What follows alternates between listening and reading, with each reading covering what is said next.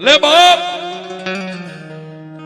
80 વર્ષ જેનું મેં ભજન કર્યું છે ને 80 વર્ષ જેને મારા ડોકનું માંદળિયું બનાવીને મેં રાખી છે ને અમારા છેલ્લા શ્વાસે મારા દીકરા હામત હું તને દેતો જાઉં છું સાહેબ. નાનું એવું કુટુંબ, બેનો દીકરીઓ ધ્રુવકા ભરીને રોવે અને ડોકમાંથી દાદાએ માં મેલડીનું ફળું આમ કાઢી અને પોતાના દીકરા હામતને હાથમાં આપ્યો અને છેલ્લો શ્વાસો લઈ અને બાપાની આંખ બંધ થઈ ગઈ. પછી જેમ પોતાના બાપે જેમ ડોકમાં રાખી તેમ માં મેલડીનું માંદળિયું હતું, નાનું એવું 3 ઇંચનું ફળું હામત ડોકની માલિપા પહેરી લીધું છે. પોતાના બાપને બાળી ઝાળી અને ઘરે આવ્યા. 1 દી 2 દી 3 દી આમ કરતા 12મું પોતાના બાપનું 12મું વીતી ગયું. પછી હામત ખેતી મજૂરીએ વયો જાય. પણ સાહેબ આ શેઠો ઓલો શેઠો, આ શેઠો ઓલો શેઠો કોઈની પારકી ખેતીએ કામ કરે.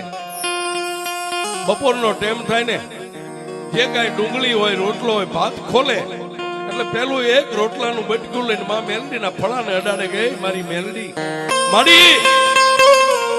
અમારા દુબળાના ઘરે કાંઈ બત્રી ભાતના ભોજન ન હોય, જે ટાટાઓના રોટલાના બટકા છે ને પેલા મારી મેલડી તું ખાંડ પછી હું તારો હામત્યો.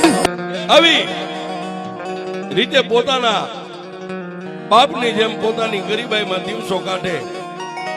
પણ જેને ડગલે મેલડી, પગલે મેલડી, હુતા મેલડી, ખાતા મેલડી, પીતા મેલડી, જેના શ્વાસે શ્વાસે માં મેલડીનું ભજન લાગી ગયું છે. પણ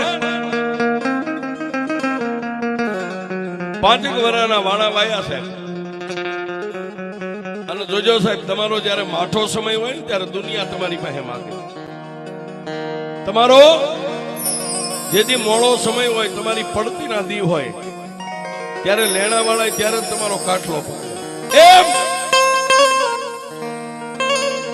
5 વર્ષના વાળા વાયા એટલે 1 દી રાતના 12-1 સમયે પોતાના ઝૂંપડામાં હોતો તો નોલું ડોકમાં લાકડાનું ફળું હતું ને એમાંથી માતા મેલડી બોલી, હામત એ હામત એ હામત, આજ તારો બાપ યોગ્ય અને 5-5 વર્ષના વાણા વાયા, મને મેલડીને ભૂખ લાગી છે, મારે ખાવું છે, મને કઈ ખવાય ના.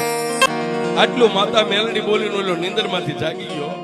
પોતાના એ ફાટલ ટોટલ ગોદડાની પથારીની માલિપા બેઠો થઈને ડોકમાંથી લાકડાનું ફળું બહાર કાઢી અને નજરની સામે આમ ફળું રાખીને એટલું કીધું, માં મારા ઘરમાં ખાવા ખોરી જાર નથી અને આવી વેળાએ મારી મેલડી તે મારી પાસે ખાવા માંગ્યું, હું તને હું ખવાનું. તેથી લાકડાના ફળામાંથી ફરીવાર મારી મેલડી બોલી, એ મારા હામત મને બહુ ભૂખ લાગી છે, મારે મેલડીને તારા હાથે મુઠ્ઠી કણુકો ખાવો છે, મને ખવાય. તેથી હામતે એટલું કીધું, મારી પણ મારી પાસે કાંઈ છે નહીં હામત, તારી વાલી વસ્તુ હોય ગમે ત્યાં દાગીરો ગીરવે મેકી અને મને મેલડીને ખવાય, મને બહુ ભૂખ લાગી. સાહેબ આટલું કહી અને માતા મેલડી લાકડાના ફળામાં બોલતા બંધ થઈ ગયા. દિવસ ઉગ્યો, જાગી અને પોતાની ગરીબડી પત્નીના ખંભે હાથ મૂકીને કીધું, ગાંડી આજ મારા બાપની દેવી મેલડીએ મને જગાડ્યો તો. માતા મેલડી એમ કહે છે કે મારે ખાવું છે. પણ સાહેબ પોતાના ઘરમાં વાલ વીટીએ નહીં, પેરમાં દાગીનો સોય અને ગીરવે મેકીને મેલડીને ખવાડે. ત્યારે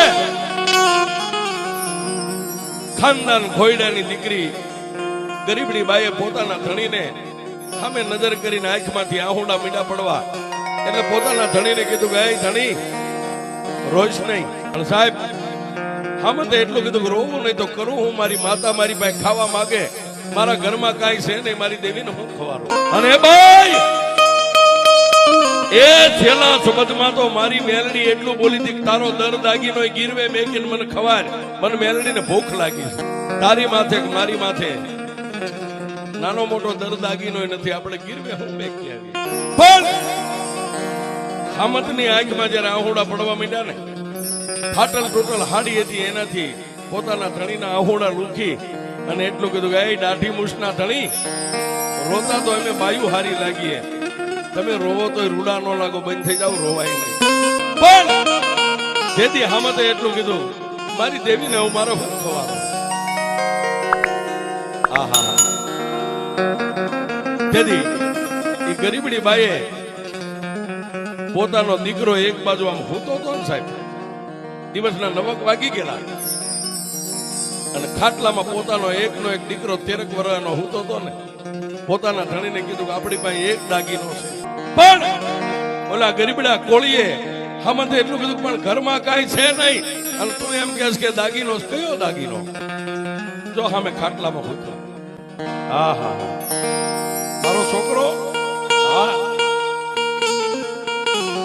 માતાને ખવારવું છે ને, ગમે ખેડૂની વાડીયા હાથમાં પાવડો લઈને પાણી વાળે એવડો, એ આને ગમે ને ગીરવે મેક્યા અને એમાંથી રૂપિયા આવે ને, એ રૂપિયા લઈને માતાને ખવારી દે.